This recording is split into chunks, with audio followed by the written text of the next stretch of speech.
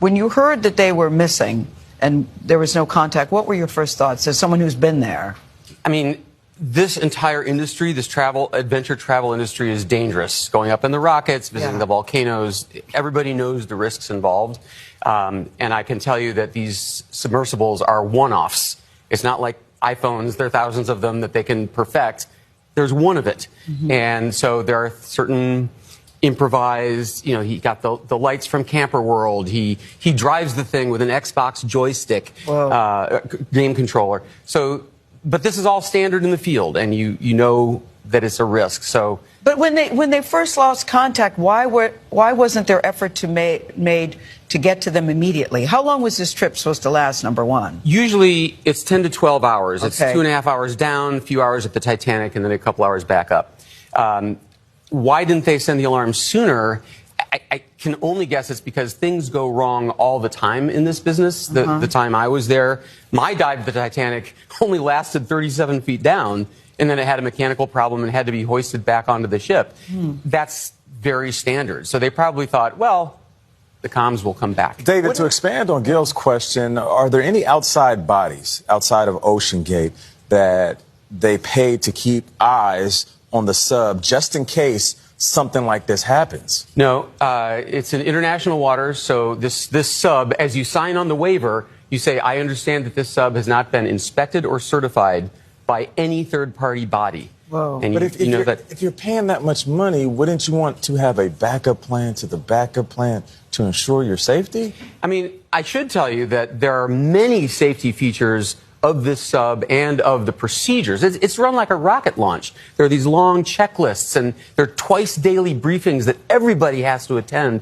There are 7 different ways to come back to the surface. Then why haven't they? That's the real question. Why have we not seen this thing come back into the sunlight? That is the question that makes my blood run cold. Of those 7 different ballast systems, several of them work even if there's no electricity. One of them even works if everybody's passed out. It's a time-release sandbag that after 14 hours drops off by itself. So this thing should be bobbing on the surface. If it isn't, it could only mean 2 things. Either they got snagged on something on the bottom of the sea, which is pretty unlikely. There's nothing there but the Titanic. Or there was a breach in the hull and it instantly imploded. Wow. What do you think has happened when you look at the two? None of those are good. What do you? None of those are good. The fact that they lost the signal 2/3 of the way down to the floor, that's really bad. That means something probably catastrophic happened to the whole thing. The pressure is intense, but of all the things that you say were picked up at Camper World or Xbox, the hull itself was supposed to be Boeing and NASA and impenetrable.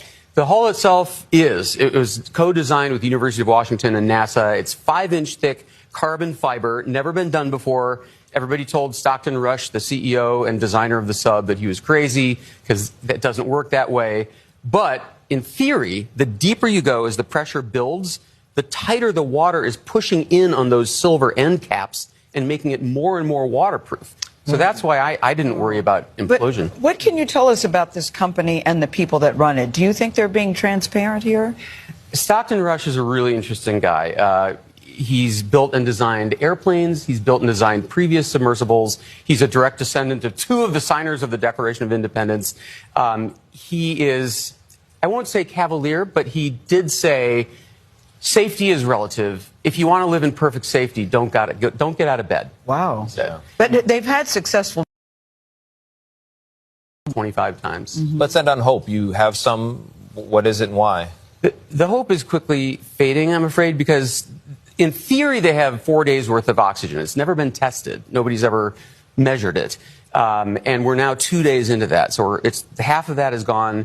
If they're at the bottom of the sea... What do you mean no one has ever been down for 4 days? Correct. No one's ever put 5 people in there and said, start the clock, let's see how long the air in theory, lasts. it's supposed to have 4 days worth of oxygen, but we nobody's... don't know. Right. That's a calculation.